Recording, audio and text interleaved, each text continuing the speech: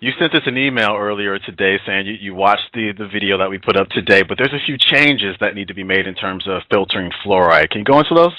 Sure, absolutely. Well, I've been doing a bunch of research on fluoride, and I've learned, as is usual, I seem to find this out no matter what I do, that the only way I can trust anything is if I do it myself. And so I spent hundreds of dollars, bought myself a fluoride meter, and started testing all the different media that everybody was telling us works for fluoride. And lo and behold, the activated alumina, which everybody has been using for removing fluoride for the last 8 or 10 years, doesn't really do a very good job. And the only substances that are doing a very good job are either ground up bone, which is called hydroxyapatite, or when you turn that ground up bone into charcoal, which is called bone char or bone charcoal or hydroxyapatite charcoal. Those seem to do the best for a media, and the reason I say a media is because I don't consider reverse osmosis to be a media. That's a special kind of membrane.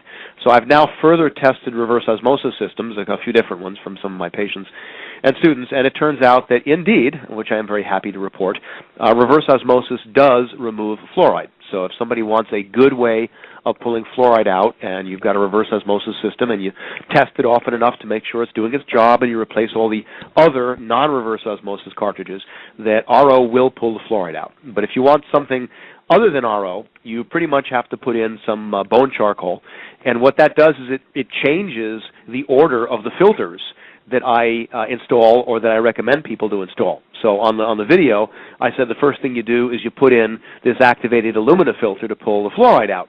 Well, now that we found out how poorly that pulls out fluoride and that we have to use bone charcoal, it changes everything, because you'd never want to put a special charcoal filter for the purpose of pulling out fluoride in position number 1, or it will use itself up pulling out the dominant poison, which is chlorine.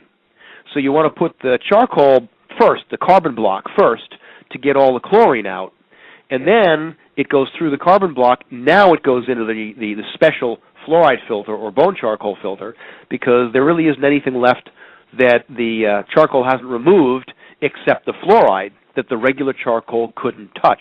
And so we don't use that more expensive fluoride filter up on things we don't want to use it up. So it goes through a carbon block first to pull the chlorine out and your various different residues of pesticides and drugs, etc.